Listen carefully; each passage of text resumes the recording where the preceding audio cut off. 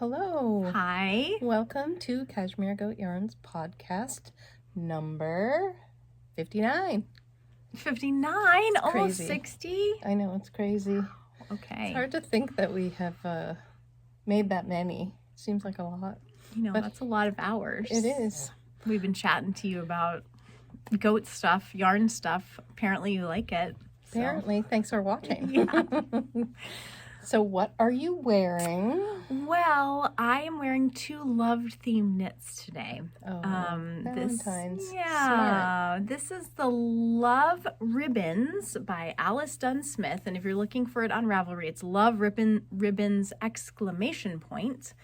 And this was with some beautiful little minis from On the Round, the Roy G. Biv minis, and I think Machida in Ivory by Malabrigo in between. And it's such a fun little knit because you're constantly being entertained by different little textured sections. Oh yeah, I think I would enjoy knitting this. It also, I really like it because I like how that almost, is it a trapezoid maybe? Like how it kind of can, yeah.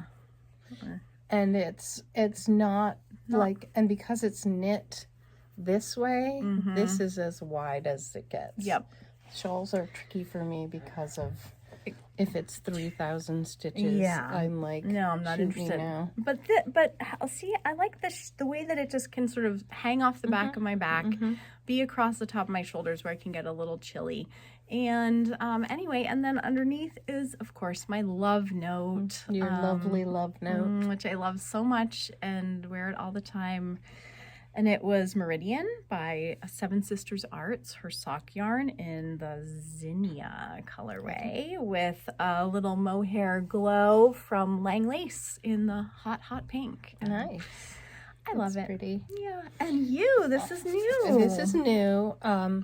My yarn rep, Whitney, sent me a couple, well, she asked first, but she sent me a couple sweaters that I guess she decided she didn't want. So I have a brand new Weekender, and it is made out of Juniper Moon Farms cotton merino, and I love it. Looks so good on you. You might see the other one next time. I've been wearing them a lot, as one does with new sweaters, apparently, whether you make them or not. And everyone's like, oh, did you make that? I also really like that, like, the boat neck on that is not too crazy. That's, I think, been one of the impediments for me is, like, don't love a boat neck. It's not. But And it's a great. big oversized sweater, so if the boat neck is not big on this, then yeah, I love it. It's great. And this yarn, has been, it sells pretty consistently, but it's been sort of like a slow to get there yarn. Like as soon as I saw it, I'm like, oh, this is gonna fly out of here. And it does now sell quite a lot, but it's taken a while. And this is what I'm wearing. And it doesn't really, you can't picture the sweater when you see this yarn. And this is the shadow version. And it's just got that little bit of a built-in fuzz. So if you're one of those people like, I can't wear mohair, but I do want a little something, right. This is a really nice option. And it's 100% natural. It's 70 organic cotton and 30 merino wool. So it has a really nice put up.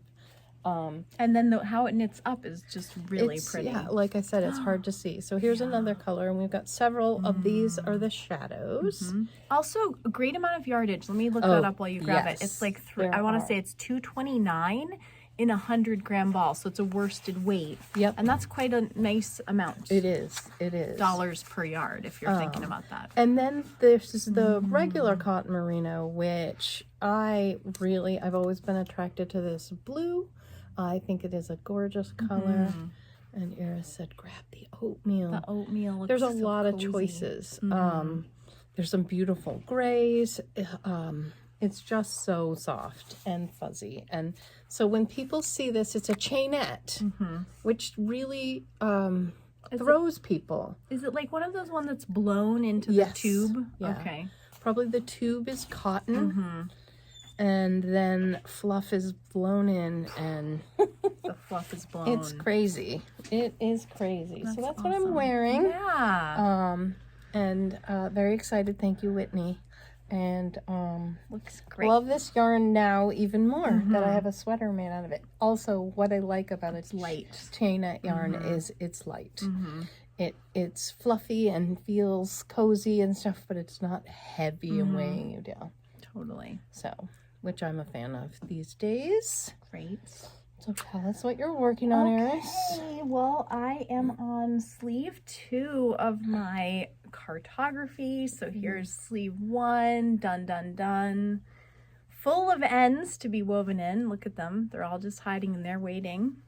The body ends are woven in, so that part's exciting. Yes, it is. And then here's how far I've gotten on my second sleeve, which is like pretty, I'm cooking along. You're so close. I keep looking at the chart like, oh, wow, I'm just coming right through. And I don't know, I was looking at the color work on my second sleeve yesterday and really thinking about how far I have come with my color work with this project. How much more comfortable I am with the holding a strand in each hand, as well as my tension. And I think like everything looks like really neat, and it really does. I just think it's been a great learning project for me. Well, the other one, like when you were at the top of this, didn't you give it a little steam so you could look at it? But this one you really don't need to. Yeah. I mean, you will need to in the end block it, but you can really see how beautiful her stitches are. Nice work. And I've really been thinking a lot about color dominance, which, as we've talked about, like you can think about it or not. It's totally your choice. And I have been thinking about it. And one of the things that has really clicked for me with this project is that sometimes I have to be, especially with the sort of sand color, and then there's some of my colors that are less contrasty, like let's say this light blue.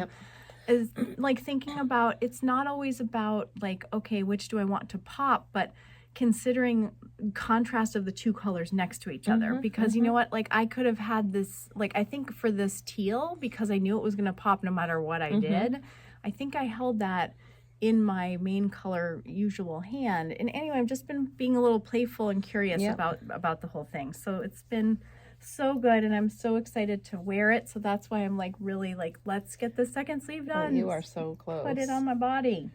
I think by the end of the week, probably. I hope. There's really not much left. You're at that like race to the finish point. And then, well, there's the ends. Well, then there's the ends. And how about you? I can't wait to see this progress. I'm working on my Cartography as well. Oh my gosh. So I split for the sleeves, and that is the sleeve that I have started. Oh my gosh. Looks so good. And I'm doing my sleeves first. They seem giant to me, so I'm going to try it on today with the people here so that I can get some opinions. And I decided to do the sleeves first, based on some recommendations, but I had to do a tiny bit of the body, which I discovered. And so I did that, and then I started on the sleeve, and I was like, oh, I did that the wrong color. Oh. And then I'm like, does that matter? No. And I'm like, I don't think doesn't. anyone's ever gonna notice that this is design choice. Dark here and more of the lighter brown here. So it's great. Yeah. It seems big to me. Sorry, I'm not trying to punch your face. And it feels lovely. I love my yarn. And this is the sweater of mistakes for me. I have pulled out so many times and pulled back a row or two because I've done something wrong. I don't know why. And all I can say is I actually have never made an all over colorwork sweater. I've made hats. I've made a lot of things with colorwork in, like the yoke, and I've done mittens. Like I've done a lot of different things, but I've never done an all over sweater. And I am also noticing, like finally, like towards the end of the yoke, I was like, oh, I'm so much more comfortable doing two-handed knitting, and I felt like my tension was better. And then I got on the sleeve, and I think I need to try a different needle because it's just feeling I did a little. 16-inch circular. That's what I was gonna do. Like, I freaking love that for the top of my sleeve. That's what I think I'm gonna do. And now I'm on the shorties, and I kind of think that, like, with color work, it does help. I have to say, like, when you're knitting it and you're going through it, you know, it's like, it's interesting, and you find which ones you like. And I came to this one, and I found so much pleasure. Yes. And that's been my favorite color work thing so far. And so it's just fascinating to do. It teaches you a lot. There's always something new to learn. I kind of am thinking, you know, color work is so fun, and what's really fun about this one is not long floats that you're needing to manage. It's short motifs. And one of the things we met with Alexa, one half of the Tin Can Knits design team. As part of our knit along, we always try to meet up with the designer on Zoom. So that recording I'll put down below, but she's amazing. This is our third visit with her. Love her. And she said, you know, and this was like the small motifs also help when you're designing for so many sizes. She said that made this particular sweater really easy to translate into so many sizes, whereas there was one she referenced, and I don't have the name off the top of my head, but she said it was way harder because it was a wider motif, and she said particularly around like the sleeve, it really kind of broke her brain a little bit to manipulate that. But that's what we love about them, is that they're always thinking for us. And it is easy because of the motifs. And then when you're like, okay, I'm tired of doing this, before you know it, it's over, and you get 2 whole rows of just background color. So you get a little, and then you're like, oh, hey, what's next? Yes. And then by the 2 rows, you're like, okay, I'm ready to do something else. Okay, I'll show you my favorite motif. Isn't this so funny? We end up with favorites. So I like this guy. And then I realized that when I put this motif in, that it sort of made it look like a flower, because this was the stem and this was the little florets. So which one, didn't you have trouble with one of them? Because this one, this silly, that's what I thought. Easy one, just like your brain didn't want to. I had to put a Post-it down to cover it. It's basically like most, I don't know, maybe it's 6, it's 4, it's a taller motif, and so mostly it's 1 by 1, and then there's like 2 rows in it where it's like 1 and then 3 main color, and then 1 and then 3 main color, and that seemed like too much. It was too much for me. It's so silly because it's not hard. No, but so funny. So I've been gone for a week. Yes, I was so unexpectedly so sick, and so I feel like I'm coming back to the shop, and there's all sorts of things that are new. Yep. It happens. We missed you. Oh, thank you. We've had a few things come in.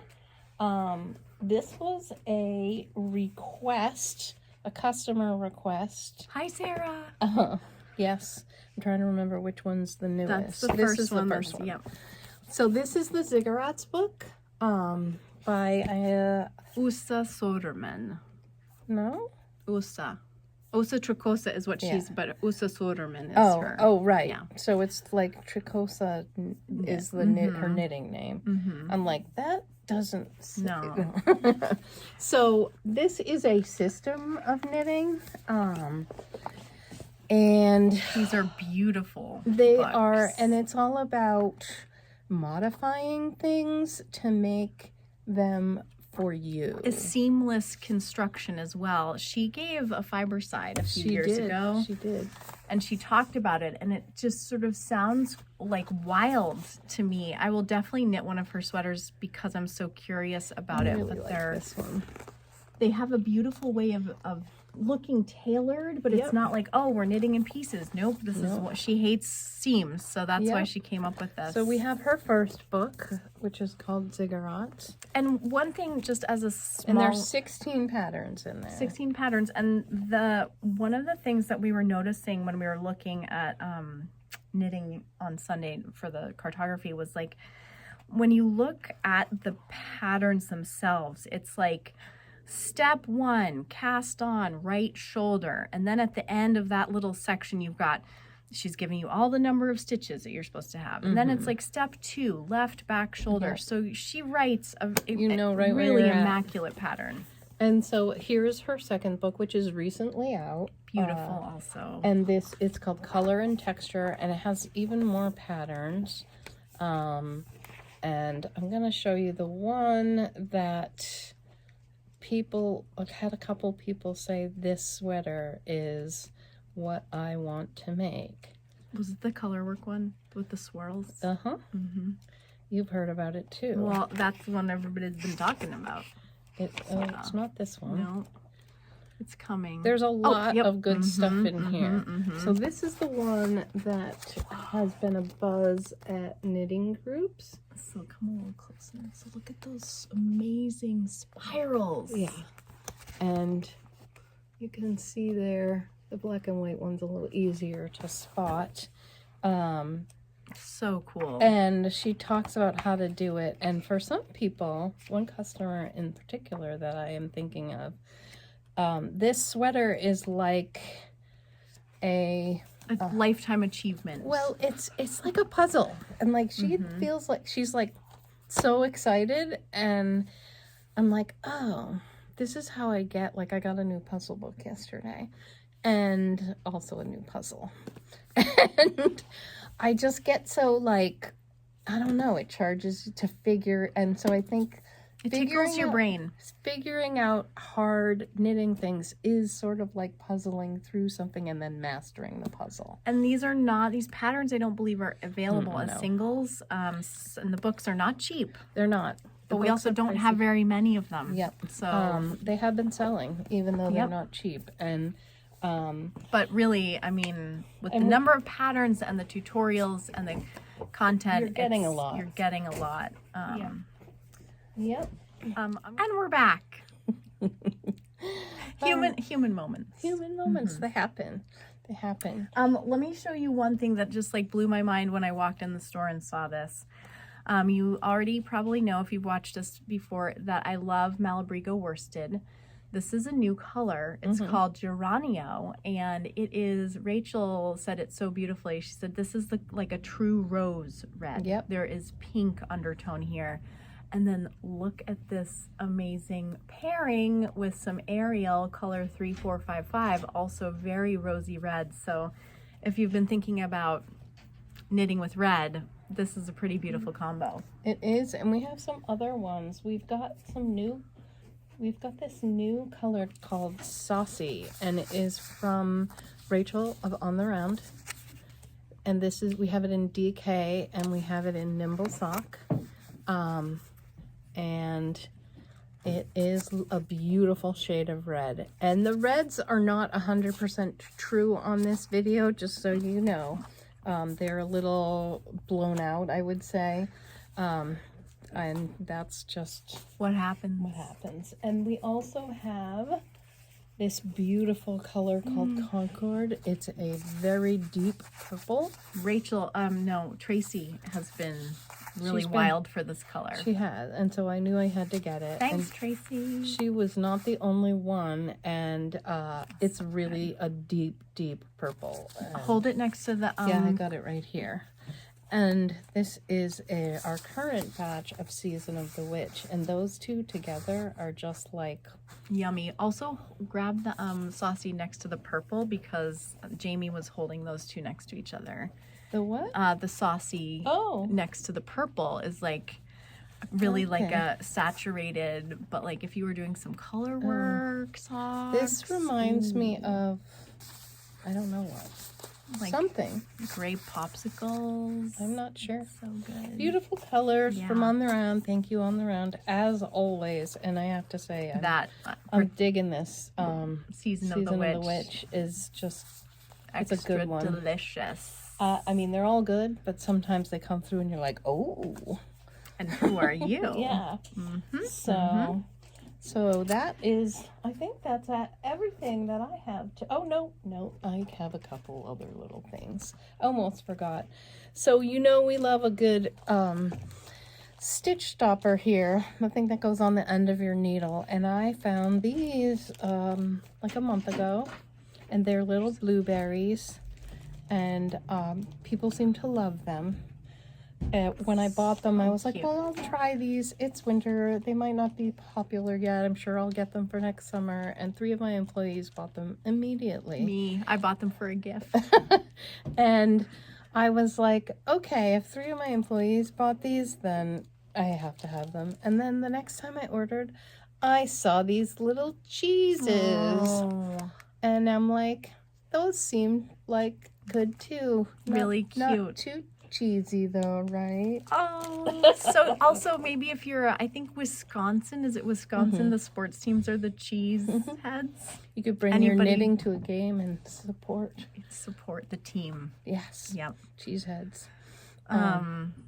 Yeah, so I have some news, which Yep. is that I am going to be getting a full hip replacement in March. So I'm going to be away from the goat for a bit. Yes. And I'm excited about this surgery. It's going to mean pain-free life, hopefully, at the other end of it. Yep. I understand hips are better than knees, so this is great. And having the surgery done in Boston. So yeah, feeling good and strong and Got this sickness out of the way before big surgery. immune boost before surgery. it's actually so good. I'm activated and ready. Yep. And we will miss her. And she's probably going to be gone a month or so. Maybe. We don't know. Yeah, it's a We little, don't know. and it's because it's my right hip. I won't be driving. I think that's the thing that's really a challenge. Yep. But I'll be doing a lot of PT too. So Yep.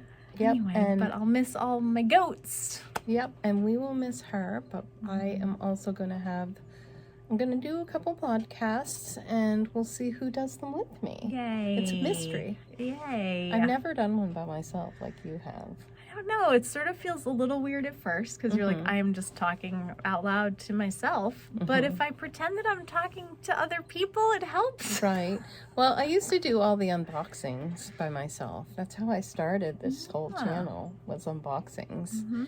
And before that, unboxings on Facebook, and they were just like Yeah. people liked them, and I did them a lot, and I haven't done them anymore. So I can do it however it works out. It's easy to talk about yarn and knitting. It really is. We don't seem to have any trouble. Oh, yeah. Yeah. So we've got just a couple weeks more of our our cartography. Yes, which knit we along. extended though. That was Kristin's really good idea. So we're going to actually wrap it up on March 8th in the store and March 4th on Zoom. Yep. So we have a little bit more time so people can hopefully get to the finish line. Not that it's a race because we do have finish along in the summer. So people finish up a lot of things then. You will be finished. I may be finished. I am not so sure about myself. Although once I started getting going, I did speed up. So I just need to find my pace on those sleeves. And it will happen. It will happen. So we've got a couple more weeks of that. And so we're not doing a March knit along. I know, sad. But we will be back with the knit along. We're going to be discussing that soon. And we will still have, if you're local, we'll still be doing knitting on Sundays. Yeah. And somebody asked yesterday, she's like, this is like my favorite social outlet. Is there going to be no more knitting? Because you're, and I was like, oh, just keep coming on Sunday. The Sunday people come all year round now. For me, the knit along is probably going to go through the end of March. Because I have a lot to do. Take your time. Yeah. And I try not to pressure myself. It's so and important. there's puzzling to do, which gets in the way of knitting. I know. Yep, that is a So, challenge. You need your hands for both. You do. That's so many things I want to do. I can't do at the same time. Yeah. So, well, thank you for watching today. And give us a like. Give us a comment. Love them. And we will see you next time. All right. Happy knitting. Happy knitting. Bye. Bye. So, And we're back. I just had to cough. I don't think we gave a long enough pause. Okay.